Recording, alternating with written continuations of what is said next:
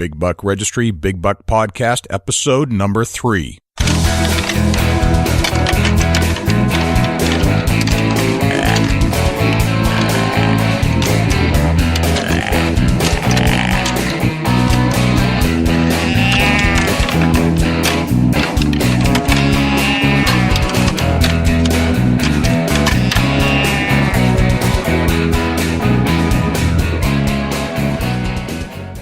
Hey everybody, this is Jay Scott. Welcome back to another episode of the Big Buck Registry's Big Buck Podcast.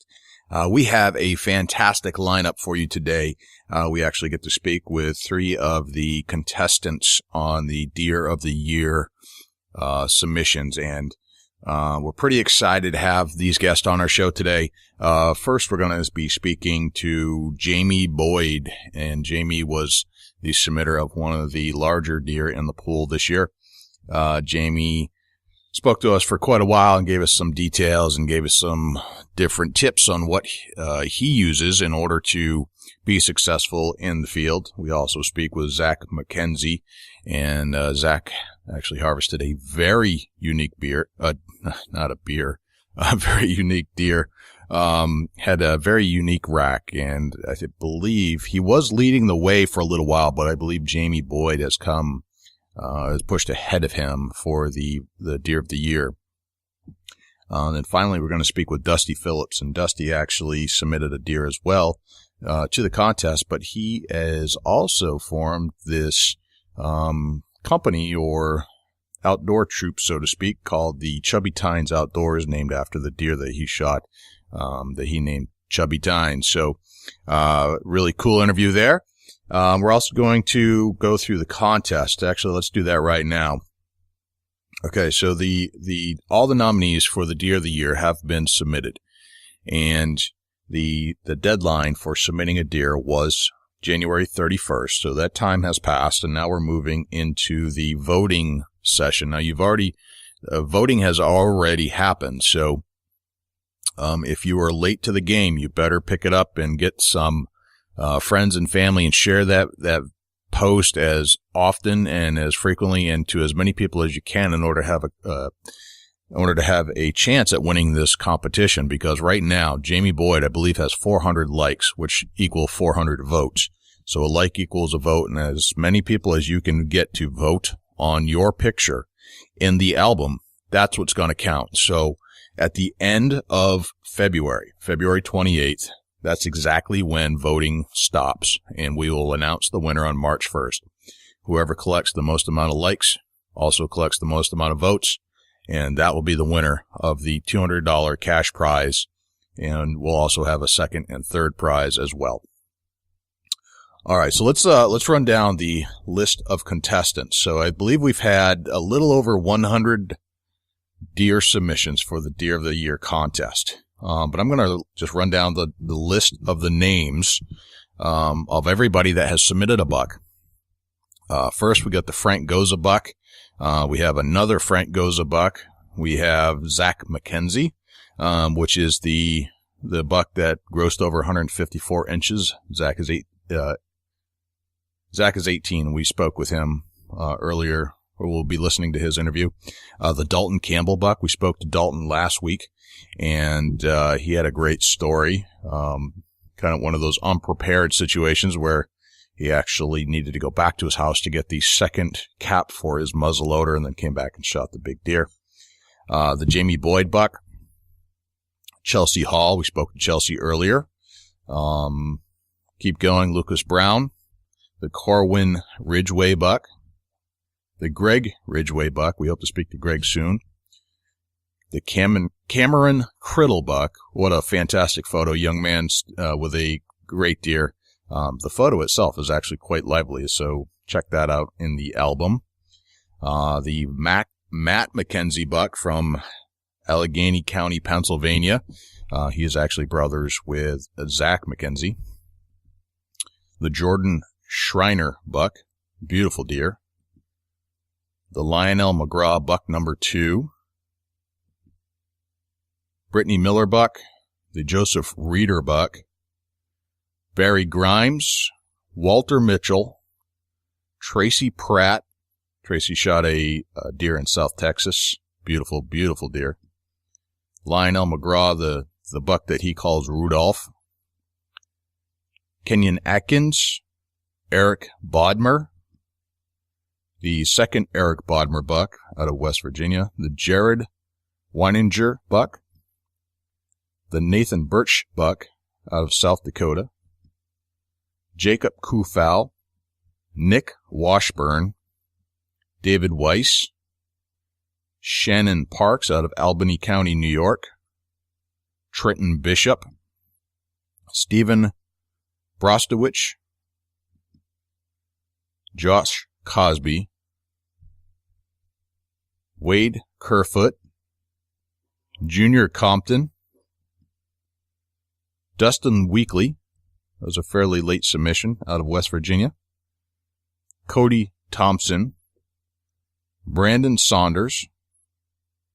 Brandon looks like he shot a, not a whitetail, but a mule deer. Josh Green. Josh shot a heck of a nice drop tine. The Roger Gates buck. Stephanie Endicott out of Kentucky. Kevin Clore. Chris Janes. Brian Nelson. Ronnie Jessup. Jay Lee. Ralph Livingston out of Iowa. Dusty Phillips. We're going to be speaking to Dusty in a moment. Cody Factor. Matthew Davis. John Schmidt. Jim Bruckmeiler. Bill Grosbeck. Gary Creasy. Chase Lantham. Jerry Casper. Sherry Sunderland out of Maine. Michael Allen. Brian Griggs. The J.D. Wally buck. We spoke about that in our very first podcast. Brandon Rackley. Brandon Woody, young man who shot a nice deer. Steve Williams. Steve has an amazing deer. Marlena Mackey. Brandon Rackley. Brian Sutherland. Lance Catfish Gardner. Josh Buchanan. Doug Borries. The Lionel McGraw buck number 2. He calls him Jumper. Andy Lloyd. David Barrett. David Howell. John Spahn. Jordan Everett. Jake Everett. Corey Rainan. Tim Christ. Nate Anderson. Tracy Pratt buck number 2. Monty Rutledge. Joe Godner, and Joe actually submitted a video as well on the buck hunt. What a cool looking buck that is out of Ohio. It's a non-typical 24-pointer. Brandon Essig. Merle Sharar. Eric Lambert. Wade Kerfoot. Brian Menge. Gabe Falconer out of Missouri. Dustin Cope. Robert and Quentin Woods, a young man holding a deer. David Tanner. Kendrick Taylor. Colin Kelly. Chris LaFountain. Pierre LaFountain. Brock Whitbeck. Link LaFountain. A young man by the name of Brian. He did not leave a last name, but he's out of Maryland. Stephanie Endicott. Caitlin Thompson. Blake Boone. Michaela Boone. Ron Strussian. And that's it. So that's the list of contestants for the 2012 Deer of the Year. And we will be announcing the winners on March 1st. So if you'd like to continue to submit a buck, we have absolutely no problem with that. In fact, we want to still see deer. We suspect that there probably aren't as many deer coming in because most of the deer season has wound down all across the country. However, if you have not submitted a deer, if you're just finding BigBuckRegistry.com for the first time, please continue to submit. We will continue to post as frequently as deer come in. You can post directly to the site. You can go to the bigbuckregistry.com/submit and submit a buck that way.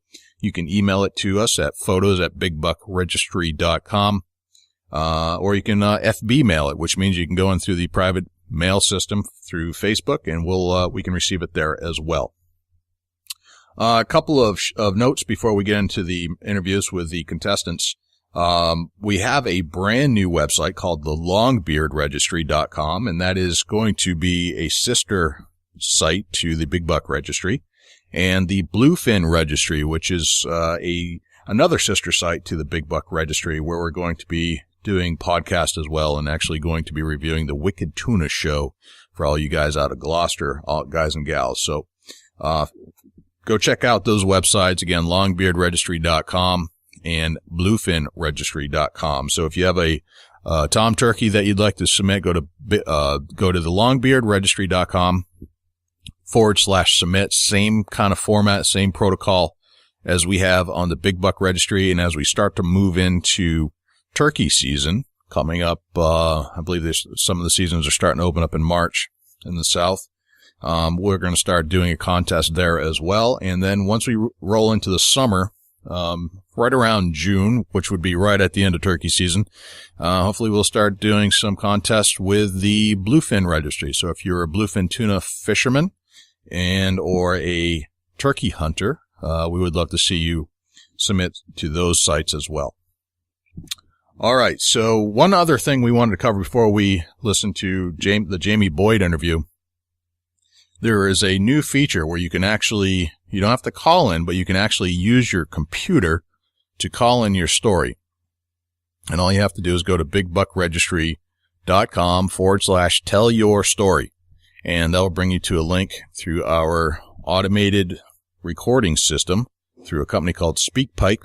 And you can start recording your interview or your story or a question, whatever you have. If you have a question, if you have a story you'd like to tell about a buck that you've harvested, you can go to bigbuckregistry.com/tell-your-story, and you can record it there, and we'll receive it by email, and then we'll review it and post it to the site if it fits our needs.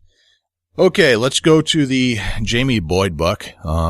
Jamie was one of our big submitters, or one of our early submitters, I should say, to the contest, and he has submitted a beautiful 244-pound whitetail deer to the contest. So let's take it away. All right, welcome back, everybody. This is Jay Scott, and I am here with none other than Jamie Boyd, who has submitted the buck that from Illinois that weighed 244 pounds dressed, and it's gotten a lot of attention on our Facebook page and a lot of attention on our Facebook contest. So Jamie, thanks for coming to the show and welcome. Oh, thank you. Thanks for having me. Couldn't be more pleased that you were able to join us tonight. I'd like to what I'd like to do is just hear a little bit about who you are, where you're from, kind of tell us what's going on in your neck of the woods. Okay, well, I live in Wisconsin, right on the state line of Wisconsin and Illinois, so I'm able to hunt both states pretty much. And this one was taken in Illinois, and it was shot in Lake County, Illinois, and there's no gun station there. It's bow only, so the deer get pretty big. Gotcha. Okay, so you live in Wisconsin now. Correct. And you're able to hunt on the line of Illinois, so you've got a good mix of both states. So you can go buy tags in both states and hunt both sides if you decide to. Correct. I would have to buy a non-resident license for Illinois. But still worthwhile from what we can tell. Definitely. So what do you do for a living, Jamie? I work at a Chevy dealership. Okay. Selling parts. Gotcha. And by the look of the picture, you're an archer. Yes. Very nice. I use gun and bow. Okay. But I'd rather bow hunt than anything else. I can certainly understand that. That's there's something special about bow hunting. I certainly like my guns, but bow hunting is definitely, when you've harvested a deer with a bow, there's really nothing like that at all. Great. Tell us about the terrain.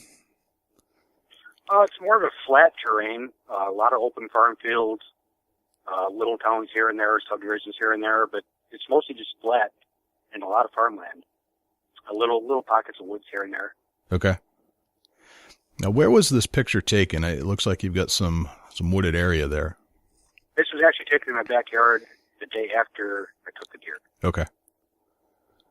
Gotcha. The deer looks huge. It looks like it has a huge front end. It's the biggest deer I've ever seen in my life. I mean, when I first seen it underneath me, I thought it was a cow. I had to do a double take because it was just, I'd never seen a body that big before. Gotcha. Now put this in perspective. You look small compared to this deer. How big are you? In that picture right there, 155, 160. That's where I lay. Wow. So the deer was live weight. The deer was almost double my weight. No kidding. Did you have help dragging it out? Oh yeah. After I found the deer and knew it was down, I went back to my truck, which is probably maybe 300 yards away, called up a buddy of mine to come help drag it out, because a few weeks before this happened, I hurt my ankle and I couldn't really put a lot of weight on it. So he showed up and we went out there to start dragging it. We got maybe 20, 30 yards, and we figured out we needed more help. So he called a buddy of his and helped us get it back to the truck. Right. The big deer certainly cause a problem once you take them down. That's no question about it. Let's, if you could, I'd like to kind of recreate the hunt for our listeners. Sure. This happened on November 1st, and I had to work that day. I didn't get off work till probably 2:30, about 2:30, 3 o'clock in the afternoon. And on my way home, I was driving by the area that I hunt. I noticed they had picked a cornfield that I had a stand on earlier, within the last day or two. So I decided to whip in there and, sit there in the dark. And I was there maybe half hour, 45 minutes, and I could hear a deer walking. My stand was set up at the edge on a fence row. I had the picked cornfield to my right and a cattail swamp to my left side. And I could hear a deer walking through the cattails, but I couldn't see because it was just too thick. And I could tell it was walking towards me. But where the stand was set up, it was in a place where I couldn't see off to my left until the deer was right underneath me, probably 4 or 5 yards away. So that's how close the deer got before the first time I actually seen him. And like I said, I had to do a double take. I thought it was a cow or something, because the first thing I noticed was just wrinkles in his neck, just rolls of fat in his neck. I can see I can see those rolls in his neck now that you mention it. And you could see that when the deer was walking with his head forward, it looked just like that on both sides, on the side. So I came to full draw. And like I said, it's only probably 4 yards from the base of my tree, and I'm only 12 feet up in a tree, because that's the only tree that there was there to hang a stand in. That's as high as I could get into it. And there was some brush off to my left, where I was shooting to, because I never cleared a shooting lane there, because I never expected a deer to walk on that side, right through the swamp like that. There was no trail or nothing. He was just busting his way through the cattail. And when he got just a few yards away, I thought I had a good shot on him, and I shot, and he spun and ran back the way he came from and stopped. And I could hear him, walk around, and he just wasn't doing it. He wasn't leaving, and he wasn't coming back. He was just standing there. So I grabbed a grunt call on my jacket, and I grunted once or twice, and he got quiet. He stood there. I waited for maybe a minute or two, and I grunted again, and as soon as I grunted the second time, I could hear him walking back towards me again. So I thought I thought I hit him the first time. I thought I had a good shot, but here he is walking back again. So I grabbed another arrow out of the clipper that was hanging up on a branch in the tree and got ready again. And he stepped right out in the same exact spot again, and I put that one right behind the shoulder where it needed to be. And he spun and ran off again the way he came, and maybe 20, 30 yards he stopped and just got dead quiet. And I knew he didn't turn to the right, because I would have seen him come out into the cornfield, and I didn't think he went to the left, because I would have seen him, into the swamp, and everything just got quiet. So I waited maybe, it seemed like an hour, but I'm sure it was only like 10, 15 minutes. And I got down, and right where he was standing, I walked to that spot. I found what ended up being my first arrow laying there on the ground, stuck in the ground with just a little bit of hair and no blood on it. I didn't know.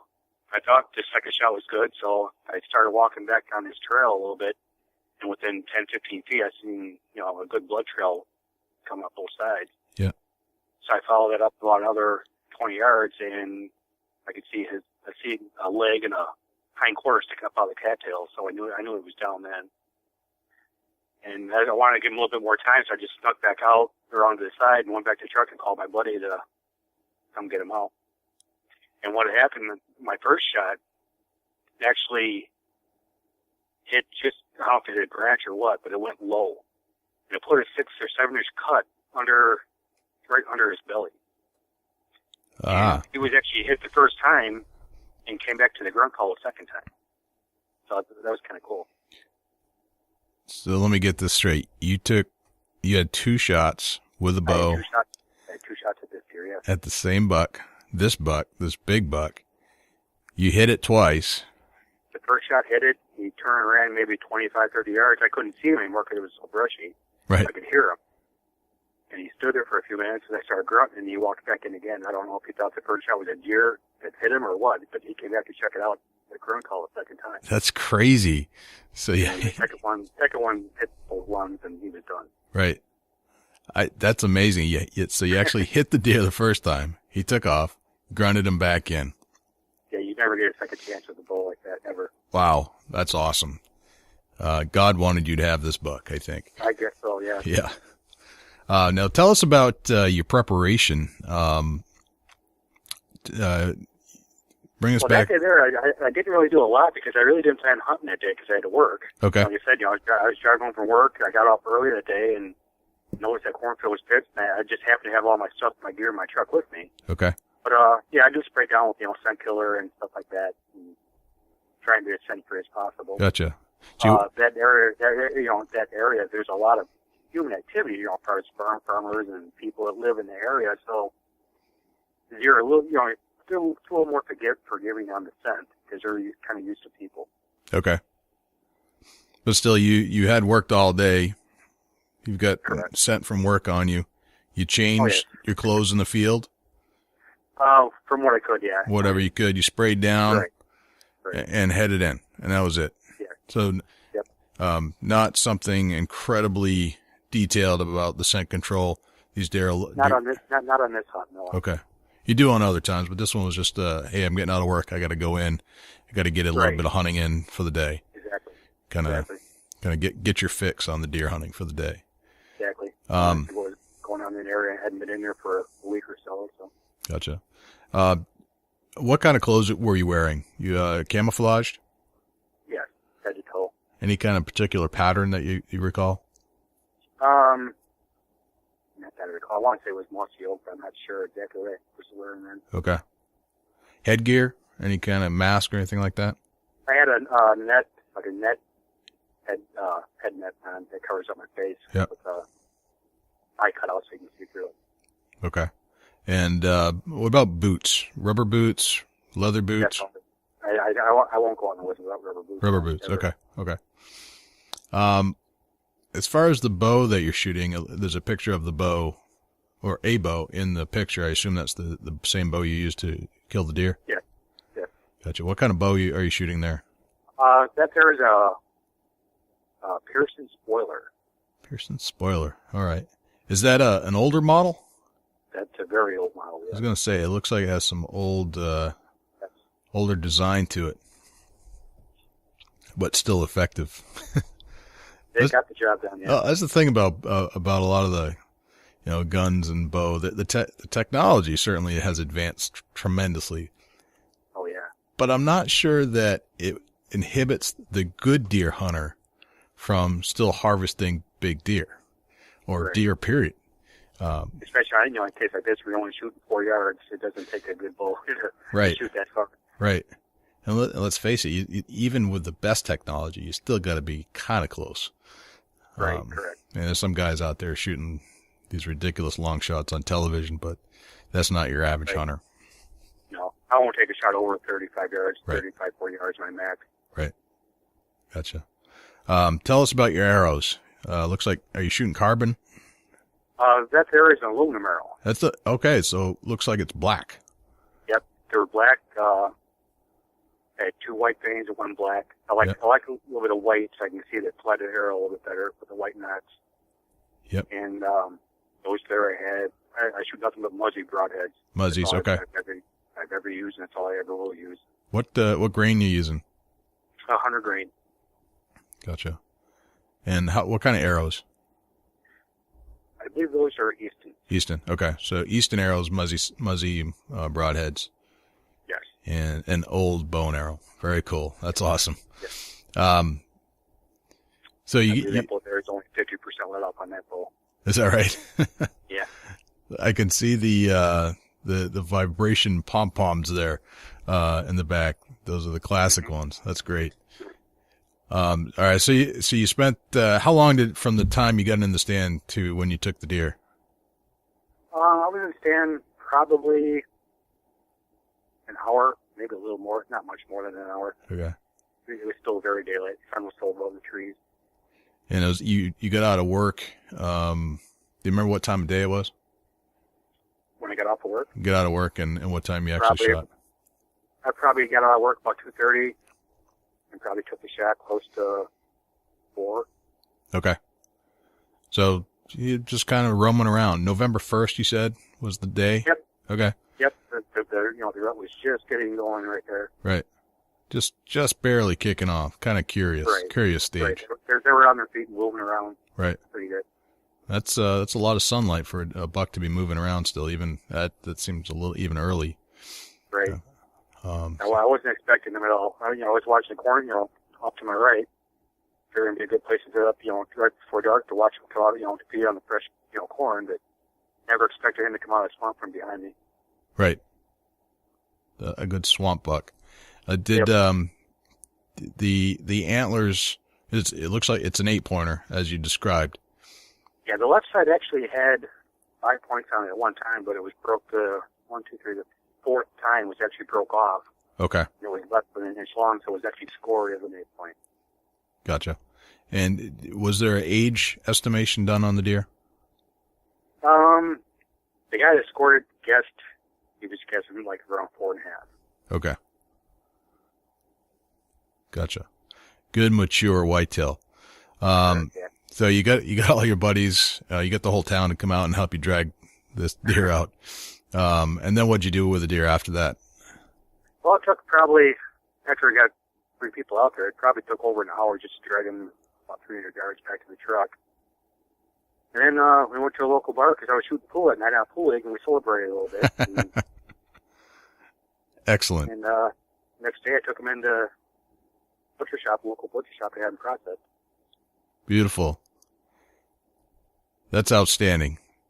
We ended up, actually, when I picked up the meat from the butcher, I had 6 huge grocery bags just full. I thought I was getting back somebody else's meat. He goes, "Oh, that's all from here, deer." Wow. It was just unreal the size of them. You could tell that deer was just packed full with meat. That's awesome. Right. And how was the flavor? Not bad at all. Not bad. Everyone always says, a big older buck like that, they're not good for eating, but this one was very, very, very good. Yeah, and we're hearing mixed messages about that. Some people are saying it's those older bucks are the gamiest things on the planet, and some are saying a lot of it has to do with their diet, what part of the country they're from and what they right. eat, themselves. Absolutely, yeah. I think that makes a big difference. Mm-hmm. Did you have it mounted? Yes, I did. Excellent. At some point, maybe send in a picture of the mount. We'd like to see the final cut sure. of that. That would be great. Not a problem. Excellent. And any plans for this coming fall? Well, I just purchased a new bow probably about a month ago, and I want to get that set up and get used to that and see what I can do for this year. What kind of bow did you get? It's a Mission Venture. Mission is owned by Matthews. Okay. It's a very short bow. It's only 30 inches from axle to axle, but it's rated for 321 feet per second. And spell that for us. How do you spell that? Was it Mission? Mission. Okay, so Mission. Venture. VENTURE. Okay. We'll check that out. I haven't heard about that bow yet. Very cool. It's a newer company. I mean, they make top of the line stuff. Okay. All right. We'll check that out. Jamie, thank you very much for being on the show. We really appreciate it. And, we could wish you continued success in the field. And, please, whenever you're successful, send in some photos. We'd love to see some more. I certainly will. Thank you. All right. Thanks a lot. All right. So that was Jamie Boyd, and we thank Jamie very much for being on the show. We'd like to roll right into the Zack McKenzie interview. So stay put, and we'll be right back with Zack McKenzie. Welcome back, everybody. This is Jay Scott from the Big Buck Registry, and I'm here with Zack McKenzie. And Zack is the leader on the Big Buck Registry contest at the moment. He has 389 likes, I believe, which equates to 389 votes. And we'd like to listen to Zack talk about the story behind this fantastic, magnificent buck he has here. Zack, welcome to the show. Well, thank you. Excellent. Okay. Well, go ahead.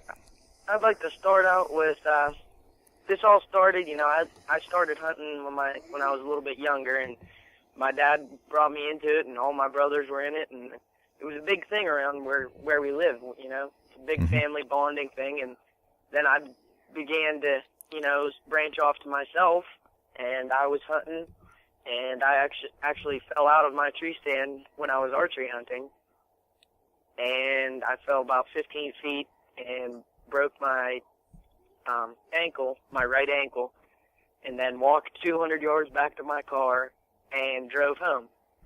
2 weeks later, on crutches, I went out with my middle brother, Matt, and we went to a spot not too far from our house, and he dropped me off in the car because I was on crutches, and I crutched into the woods about 35, 40 yards, and then I sat down. He comes in and starts rattling, and next thing you know, this buck runs up out of the hollow and comes right to Matt. And Matt's using a compound bow, and he had no time to draw on the buck. And I'm sitting about 30 yards away from him, and the buck runs right to me.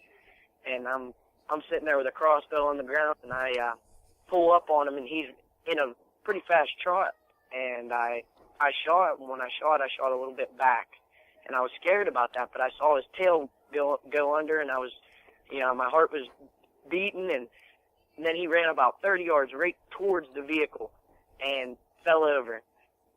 And I swear to this day, I bet money on it, you've never seen a kid run through the woods on crutches as fast as I did that day. All right, so you were on crutches when you shot the deer? Yes, I was. That's incredible. All right, and that explains the cast in the picture. Yep. Ah, okay. So tell us a little bit about yourself, Zack. Where are you from? I'm from a small town, Elizabeth, Pennsylvania. Okay, so you're down in Pennsylvania, Mm-hmm. and you hunt Pennsylvania, and this deer is a Pennsylvania buck? Yes, this is. This is a Pennsylvania deer. That's a beautiful Scored deer. 154 and 5/8. Wow. Oh yeah, I was reading. Oh yeah, there it is, right there on the site. All right, so you had sprained your ankle or broke your ankle? I had actually broke my ankle. I had broke my. It's the bone that goes down to the growth plate on the left side of your right ankle. Okay. And it makes the ball on the side. And that was a deer hunting injury? Yes, I was actually out hunting, and I was getting into the stand, and I didn't even have time to put a harness on or anything. And as I was getting in, my stand kicked a little bit. Yep. And I lost my footing and fell straight back. No kidding. What kind of stand was it? It was a hang-on stand. A hang-on stand. Okay. So you fell out of the stand. You broke your ankle, and you're going on a bow hunt that day as well. Yeah, I had actually just started climbing into the tree. The bow was on the hauling rope, and bag was on the hauling rope, and I was ready to get up in the stand for an evening hunt, and it struck me, and I fell. Oh, no kidding. So, but I stood strong, and I went back out on crutches, and next thing you know, have a buck of a lifetime. Now, how long between when you broke your ankle and before you were back in the woods? It was I actually went out about a week and 2 days after with my middle brother, and we didn't see anything the first day. And it was actually raining, and I was walking through the woods on crutches, and he's sitting there helping me, and he's like, "Can you go a little bit farther? I'd like to get up to this ridge." And then the next day we went out, and bam, he came running in.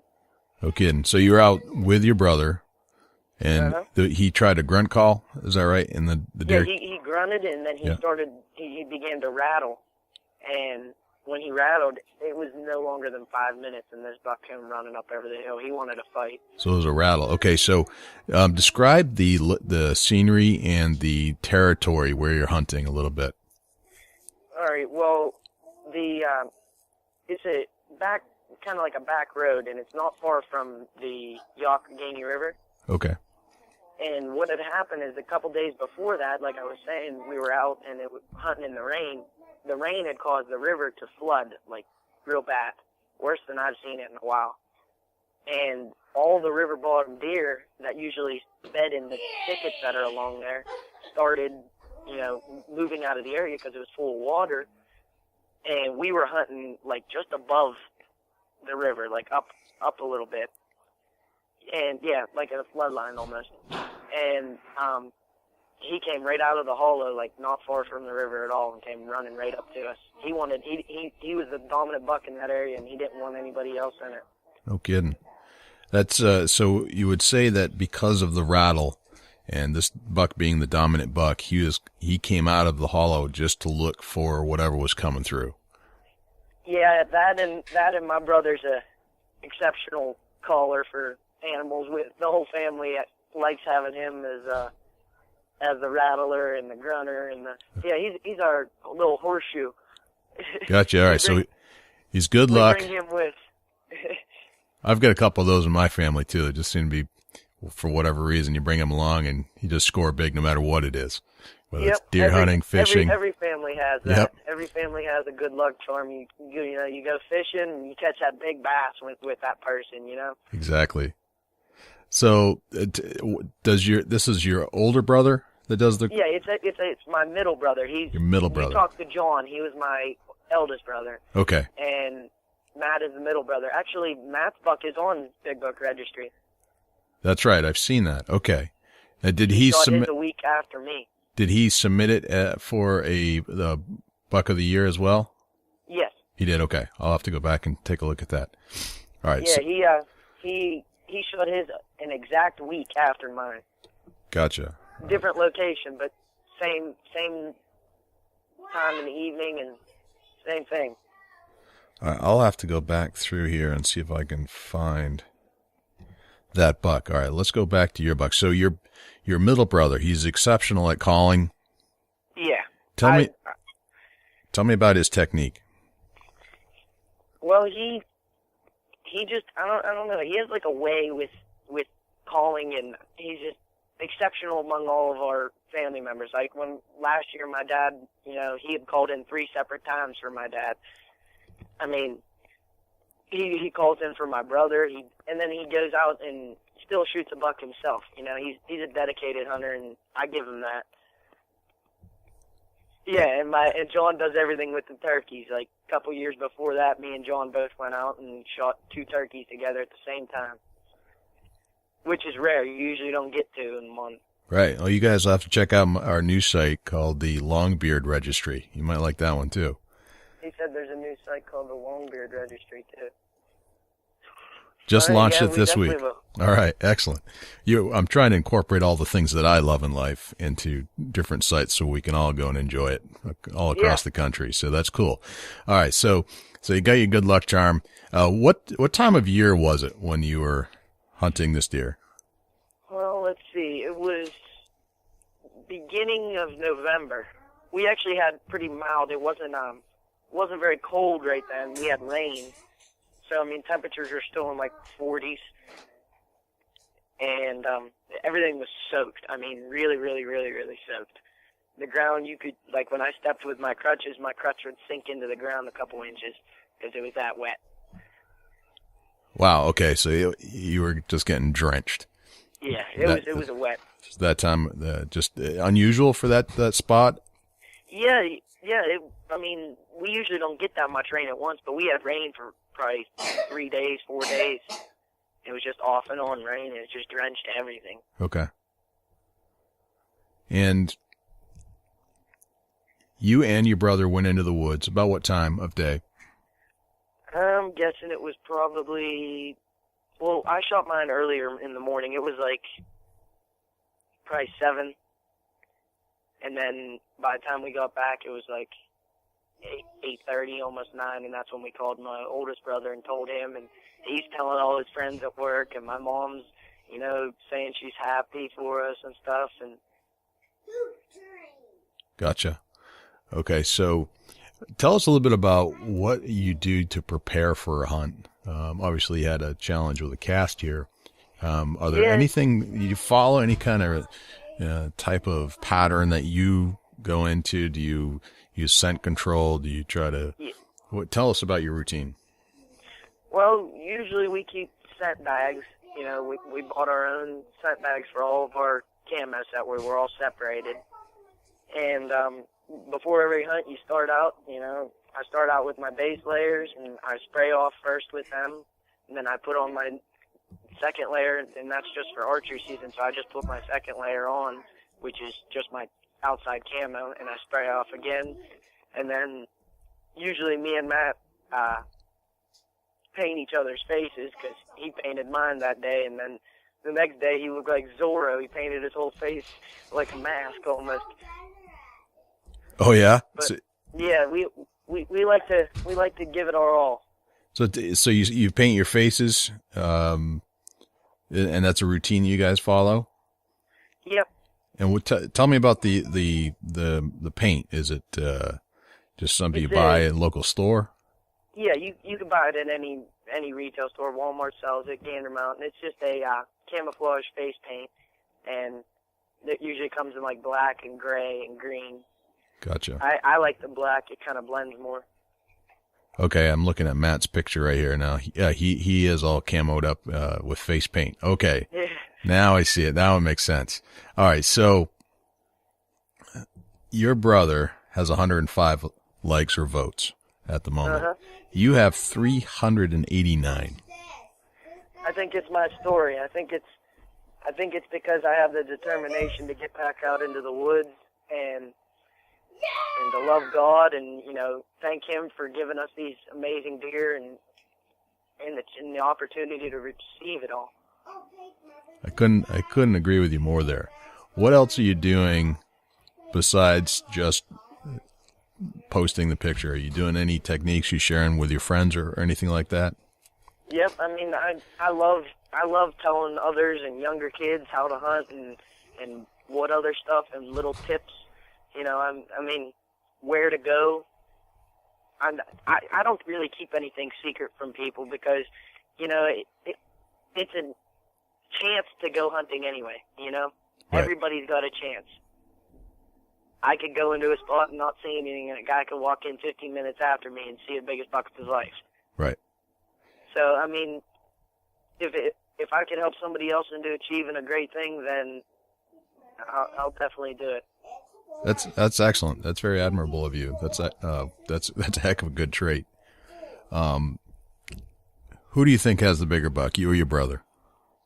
Oh, I mean, he has a nice buck, but I think mine brings more character, and there's more of a story behind mine. It's a pretty good bonding experience with him.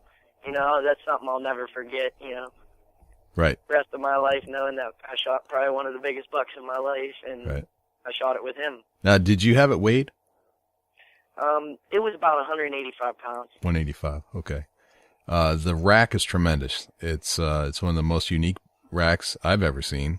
Almost to the point where it kind of looks like it tried to palmate a little bit, but it didn't. It actually palmated in a weird way. Yes.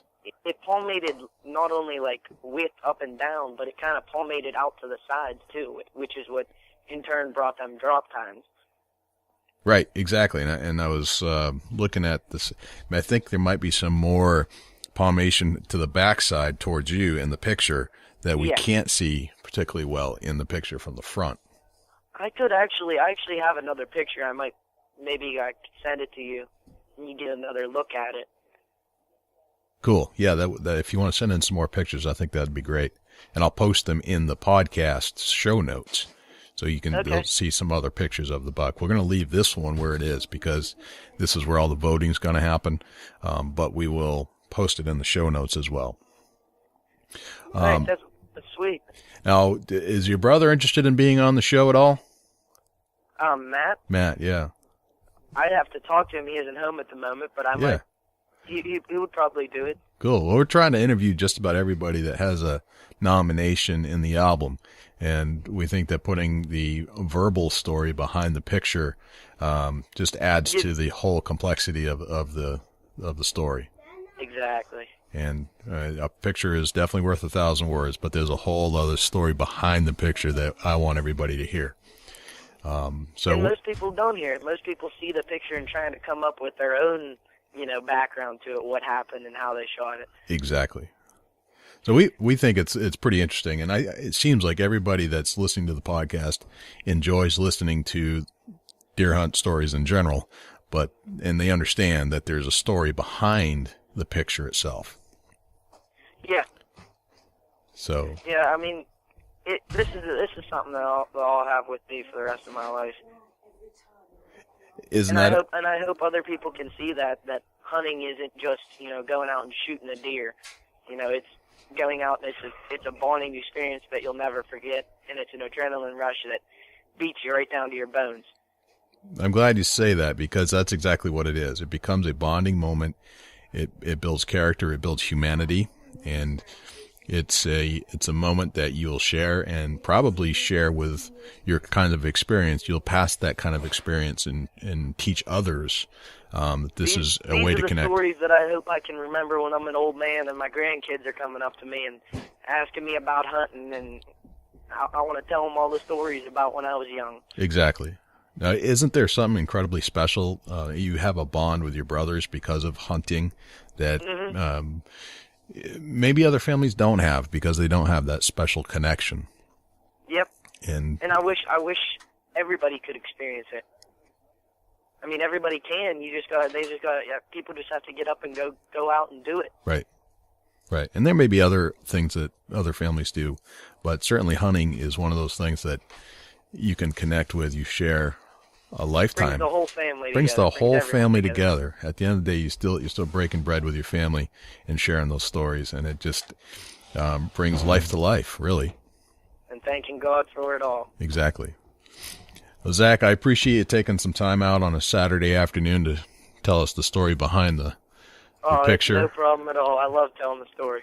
And please share more stories with us if you come across some more bucks, and certainly feel free to give us a call anytime and talk hunting. Really enjoyed talking to you today. Me too. Well, I just wanted to thank everyone else, who's listening to this, who liked my pick. I wanted to thank them all for liking it, and I hope you enjoyed the story. And this was a great opportunity for me, and I loved sharing it with you guys. Excellent. Zach, I'm going to make sure that you get a connection and a link to the podcast when it comes out. Okay. It'll be on iTunes on our podcast. It'll probably come out in a few days, and it'll be under the Big Buck Registry Big Buck Podcast. Okay. And we'll get you all squared away with the link. All right, thank you. Zach, I really appreciate it. Tell your brothers I said thank you as well. And I will. Ask your brother if he'd like to be on the show, and we'll connect with him down the road. Okay. All right, Zach, have a great afternoon. You too. All right, take care. You too. Okay, so that was Zack McKenzie, and thank you very much to Zack for being on the show. And let's pick up right where we left off and go right to the Dusty Phillips interview. All right, so take it away. All right, welcome back, everybody. This is Jay Scott, and I am here with Dusty Phillips, and we couldn't be more pleased to have Dusty join us today.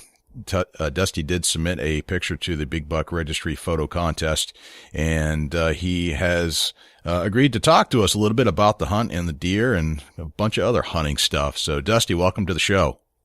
Hey, Jay, thanks for having me, man. It's a pleasure to be on your show here, and I'm honored to be able to harvest a whitetail as I did. And let's get rolling with the interview. Cool, man. Oh, I appreciate it. Now, Dusty, where are you from? Hey, I'm a little bit west of Dayton, Ohio, in a little farming community called Farmersville, Ohio. Farmersville, Ohio. That sounds like prime time hunting territory, if you ask me. It is. It's live whitetail action all day, every day. We have a lot of corn and soybean fields, some big woods. It's prime ground to shoot some monsters. Now, you said it's Farmersville, Ohio? Farmersville, Ohio, and not heaven, right? Yeah. All right, just checking. It's the closest thing to heaven you can get. That's fantastic. Now, the area that you hunt is close to your house? Yeah, I'm about 15 minutes from the house. You know, I hunt my in-laws. Mm-hmm. They got about 25 acres, and I've let it grow up in cedars, some real heavy cover. We got what we call around here, it's like a wildlife habitat seed we can purchase through the Parks District. And I've got about 10 acres of that planted, and boy, it grows up thick, and it's a lot of cover for some monsters to bed down in.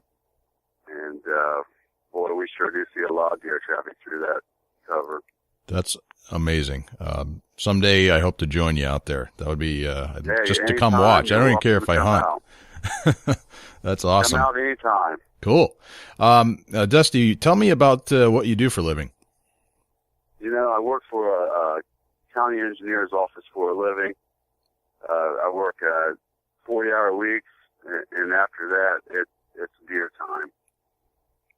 Gotcha. So you're a normal guy with just a deep passion for deer hunting. Oh, it's just something I made up with. It's an addiction you can't get away from.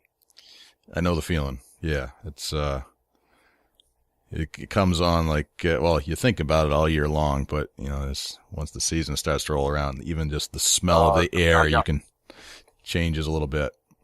Oh, when season comes around, my buddy says, "We know deer season's here. We can't get a hold of you. You're not home. You're gone." I say, "Hey guys, you want to catch up with me? Grab a camera, meet me in the tree stand, and we can hang out all evening." There you go. That sounds like a good time to me. So how did you get into deer hunting originally, Dusty? You know, as a young boy, my grandfather has got me started into the woods. He taught me everything I know. If it wasn't for him, I would probably not know as much as I do as far as chasing mature bucks. I'm thankful that the time that I got to spend with him was in the woods. He passed away in '98, and I told him I'd keep the legend living of chasing the big whitetails. Nice. And what was your grandfather's name? Lawrence Coomer. Lawrence. Excellent. Well, kudos to Lawrence for taking you out. That's excellent. That's for sure. All right. So you're in Ohio. You're hunting big whitetails. You have a passion for it. The picture that you submitted, I'd like you to take us back to the day of that hunt, actually, if you could. And this is the picture. It looks like you're on the back of a pickup truck, and it's the same photo that you submitted to the Big Buck Registry for the contest. It's a massive rack deer. So tell us a little bit about the hunt. What time of day did your hunt start? Obviously, you've probably got some prep into it, but tell us about that morning. Actually, it happened after work. I came home from work, told the wife I was headed for the woods. You know, I'm not big on shotgun hunting, and by chance, I said it was second day of deer gun in Ohio, 2010. I said I'm taking the old smoke stick to the woods. I grabbed my Remington 887. Matter of fact, I just had bought it and put a few rounds through it. I said I'm gonna take it with me tonight. Threw my orange on, head to the woods, and that's where my legend of the chubby tines, whitetail deer. Boy, monster rack, gross score 174 7/8 of an inch. That's where it all begun, was after work. Showed up to the hunting spot. I call it the honey hole. I take off walking. I'm just getting prepared for the night's hunt. Walking back through the field. And I told my wife when I left that I'm going to shoot a monster tonight. You know, she laughed, giggled, and said, yeah, you know, you got good odds where you're at, but who knows? You may, you may not. And I said, yeah, I just got a feeling about tonight, and it's going to be a good night in the woods. Gotcha. So I take off walking back to the stand, and just enjoying the outdoors, the scenery. And my night didn't last long in the woods, that's for sure. I come around the corner, and lo and behold, the buck was standing there looking right at me. No kidding. All right, so you got out of work. What do you drive, a pickup truck? Yeah, I drive a Chevy pickup truck. All right, so you got your Chevy, you leave work, you got your Chevy pickup truck, you got hunting on the mind. You go to the spot. Now, the spot that you picked out was a spot you're familiar with? Oh, for sure. I hunted day after day after day. Okay, so you know it like the back of your hand. And it's a spot. How long have you been hunting this spot? I've been hunting there for 10 years. 10 years, all right. So you know the spot very well. And does it get any pressure? You know, actually, I got about 500 acres around me that nobody's allowed to hunt. It's a privately owned piece of land. And the owners just, they enjoy the outdoors, and they don't allow nobody to hunt their property. That's a beautiful setup right there. I love it. All right, so you get out there, you you start hunting. You have your shotgun. It's shotgun in Ohio. And what kind of gear are you wearing? Clothing? You have camouflage? Did you? Oh yeah, fully dressed camouflage. But obviously it was deer gun season, so I got an orange hat on. Okay. I got a orange vest on. I got my hunter orange on. Okay, so you got your hunter orange. You got your camo. What are you wearing for boots? Yeah, I got a pair of Rocky 1,200 gram pencil leg bear claws. Okay, rubber quality boots. Yeah. Yeah. Okay. And all right, so you get out of your pickup truck. It's late afternoon at this point. Yeah, that's correct. Right. It's about 4 o'clock. 4 o'clock in the afternoon in Ohio, and you start walking a trail. Yeah, I got a cut trail that I walk to keep the leaves off of it. I keep all the debris out of the way, so I make very minimal noise getting back into my spot. Gotcha. And was your intent to still hunt, or were you headed towards a stand? Yeah, I was headed for a tree stand.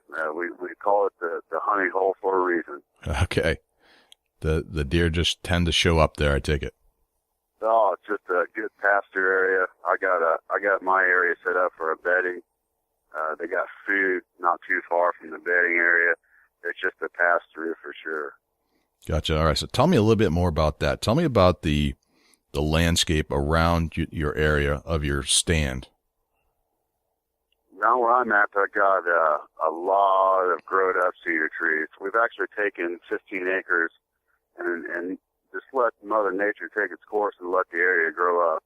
Yeah, there's a lot. We got a lot of blackberry thickets. We've got a lot of what we call a prairie grass. A lot of folks call it Johnson grass, but this is a different called prairie grass. We let that grow up. It's a thick in there. It's so hard to walk through. Without having trails cut through it, there's about no possible way that you can walk through it just by taking off walking. It's just that thick. The deer's got their natural wore down trails. They get in there to bed up. We've had many occasions where in the springtime, midsummer, we'll start seeing fawns coming out of the bedding area there. They just come in there and they lay down. They're comfortable. Nobody bothers them. It's just a growed up area. It's a lot of trees. We got some oak trees in there. We got shagbark hickories everywhere throughout there. It's just a growed up field where nobody gets to bother them. Gotcha. So this is prime whitetail habitat, basically. Oh, and it's great. It's not like you're not in any kind of commercial zone. These 500 acres are built for deer hunting. Oh yeah, for sure. Excellent. All right. So you're walking to your stand and the buck steps out, correct? Actually, you're standing there, didn't at the time know that there was a doe bedded up with him. Gotcha. He was standing there looking at me, watching me walk into my tree stand, kept lowering his head, trying to hide his rack. He's trying anything he can do to keep me from seeing them antlers on top of his head. Gotcha. How far away was the buck at this He point? was at 100 yards. 100 yards. You spotted him at 100 yards. He sees you. You see him. Yeah, for sure. There's no mistaking when I seen the rack on top of his head. Is he in the woods at this point, or is he like in the open area on the trail? He's on the open area in the field, kind of in a thicket. Okay. So he's in a little thicket in the field. You can see him. He can see you. So it's a showdown here. It is a showdown. He's hanging out with a doe at that point. Yes, he's got a doe bedded up that I cannot see at the time. Gotcha. And what do you do next? You know, I get to thinking he's done spotted me. For whatever reason, he's not running. I couldn't get it in my mind. I'm thinking, man, I got to do something faster. He's going to run off. So I kind of hunkered down, and I want to get a little bit better shot and a little more clear opening to make a shot through. So I go out, I hunker down, I take off walking, trying to stay low visibility for him not to see my movement very much. I get to an opening where I can see him pretty clear, and I raise up, and boy, I raise my shotgun up and get ready to take my shot. All right, so you're ready to take your shot. Now, what happens after that? You take the shot? And then, you know, a loud boom, and after all the excitement clears, he falls straight to the ground, never took another step. Gotcha. What was the load you were carrying in your gun? I was shooting a 2 3/4 inch hollow point slug. Hollow point slug. Beautiful. Buck goes down. Does the doe take off? You know, after I shoot the buck, I'm standing there and I'm kind of watching, make sure that he don't get up or run off on me, you know, trying to make another shot on him if he gets up. And doe stands up, and I said, oh, my gosh, had a doe bedded up with him there. She took off running just as hard as she could run. And I was thinking in my mind, and I might have said this out loud, but I was thinking, sweetie, thank you very much. If it wasn't for you, that big of a whitetail wouldn't be on his feet during daylight hours. Right. Excellent. So the buck goes down. What do you do from there? You call your buddy, or do you go up to the buck and check it out? You know, first thing I did, I said, I'm going to give him time to lay for a minute. I stood there, just watched him. And I was thinking to myself, man, I think that's the buck that me and the wife called Chubby Tines. And I said, oh, my gosh, if it is, it's a monster, you know. So I took a minute. I kind of stood around, almost dumbfounded that I just smoked a giant buck walking in like that. Yeah. So I said, I'm going to go back to the truck. I'm going to take a minute. You know, and your adrenaline just pounding your heart right out of your chest. I said, I'm going to take a minute. I'm going to settle down. I'm going to make a few phone calls. And then I'm going to go check this big boy out. Excellent. So you get up to the buck. You look it over. What's your impression? I said, oh, my God. There's the buck that I've watched grow up. We called him Chubby Tines from day one. He's always had real long time length. He's grown a couple sticker points on his G2s.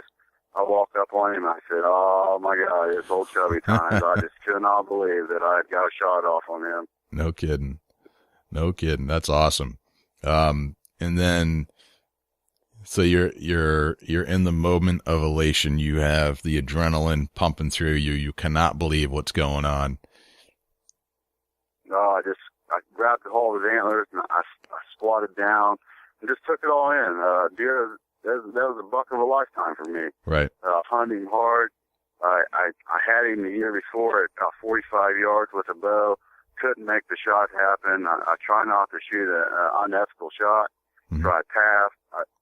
I had nightmares at thinking, man, I wish I just took a shot. I had a clear opening at one time, but it just wasn't right. You know, it wasn't the right shot. Didn't feel comfortable making the shot. I definitely didn't want to wound a buck of that caliber and let him get away. Right. Excellent. Well, congratulations, Dusty. That is quite a deer of a lifetime that you've harvested. And that was in 2010, correct? Yeah, that is awesome. Great. 2010. Thank you. Just awesome. Did you pick up your phone and call somebody? Did you go back to the truck you get Chubby I Tines out of there? I was so excited I had to call somebody. I called the wife. I said, hey, I've just laid the creeper on Chubby Tines. And she says, oh, no way, there ain't no way. And I said, I'm telling you, I have laid him on the ground. Nice. So you laid the creeper on Chubby Tines. Excellent. Oh, laying the creeper. That's what we call it here in Ohio. Laying the creeper. I like it. So you did you drag him out? Did you get a four-wheeler, come get him? How'd you get him out of the woods? I took time and enjoyed the moment. I called several people down to come down, and I was going to have friends help me get in the truck and enjoy it with me. It was just a deer that I wanted everybody to enjoy, not just myself, A deer like that don't get harvested every year. So I said, I'm calling a couple of buddies. They can come down and help us. And we actually was able to get to the truck pretty close. Two guys dragged him across the field a little ways, get him up to the back of the truck. And it took four of us to get him loaded in the truck. He dress weighed at 251 pounds. 251 pounds. That's insane.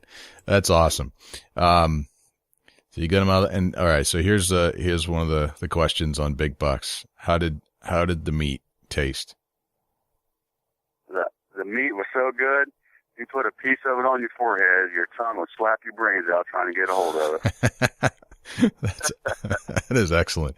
There's always this big question: do bigger, older bucks taste good? And so it sounds like the meat from Chubby was pretty good. So very cool. For sure.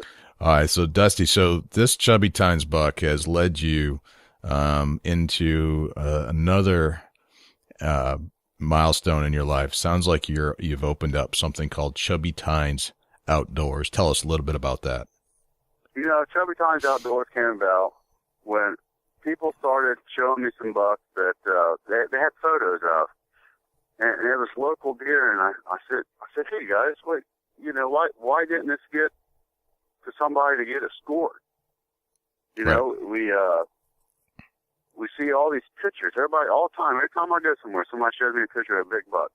I said, hey, guys, we got to get these deer out there for other people to be able to enjoy them as much as you did when you harvest them.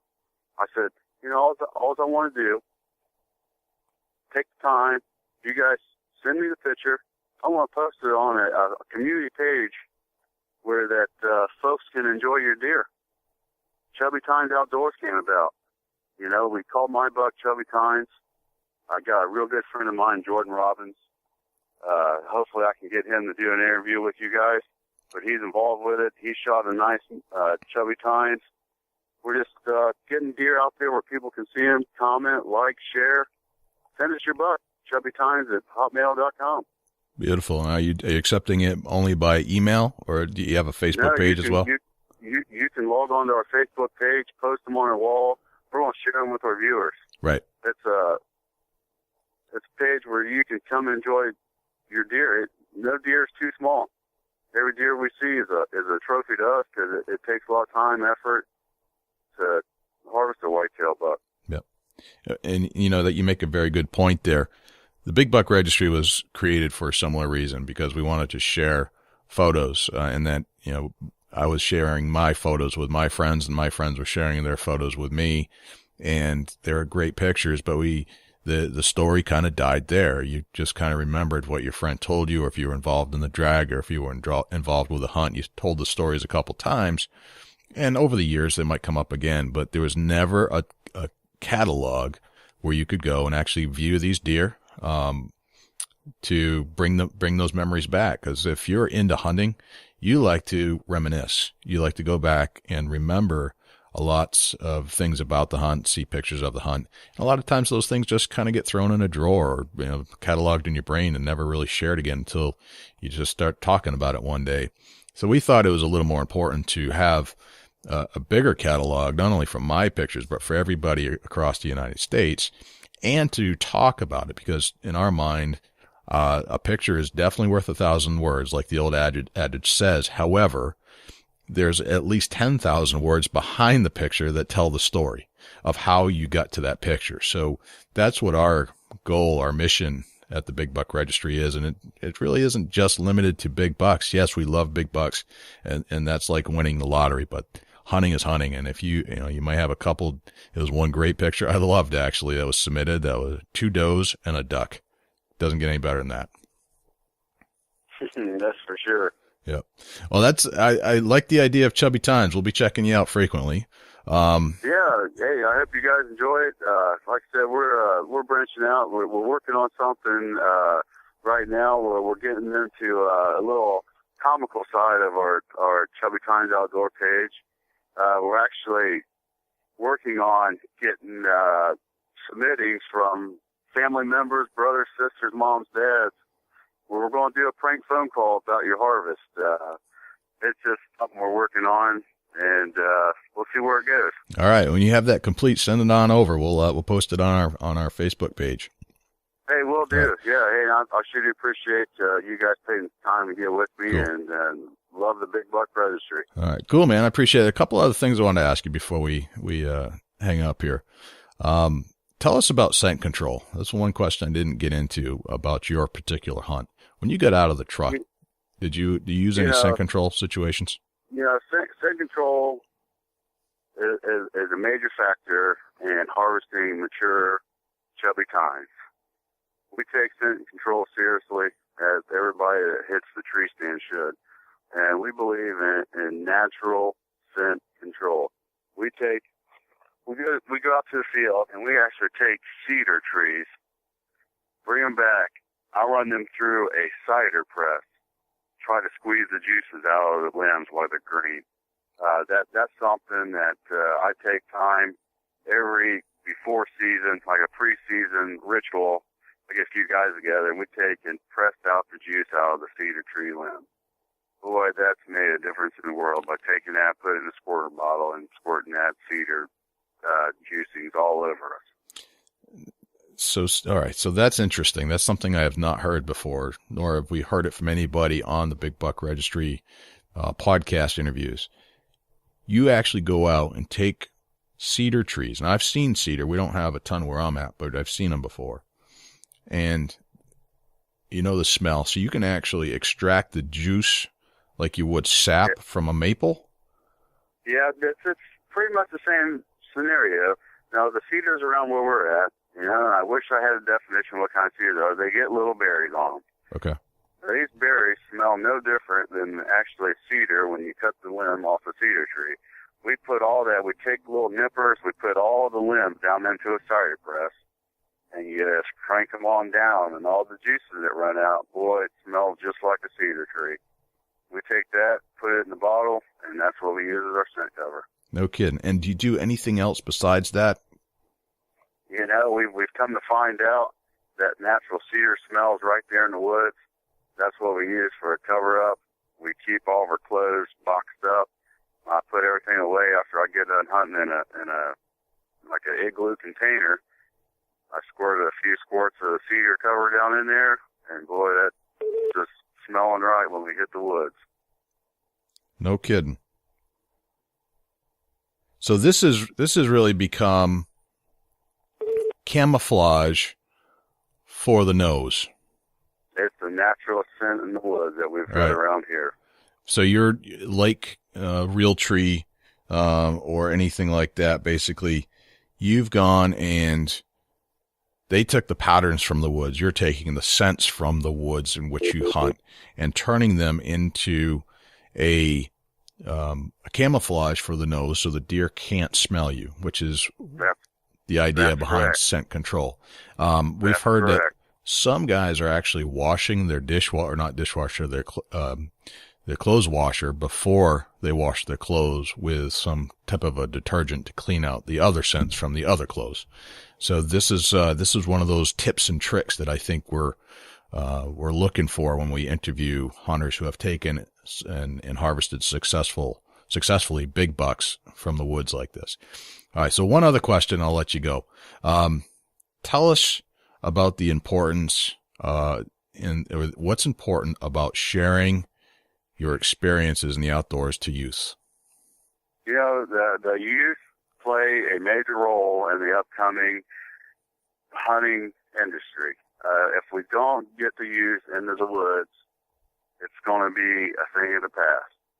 I take the time. I'll take any of my hunt days, any time of year, if I got a youth that says, hey, I want to learn a little bit about getting into the outdoors and out in the hunting industry, I'll take time out of my hunt and take any youth that come to me and want to know a little bit about it. I will take the time to show them. Guys and gals, can't be no more important than that. Take the youth to the outdoors, get them away from the PlayStations, get them away from the computers.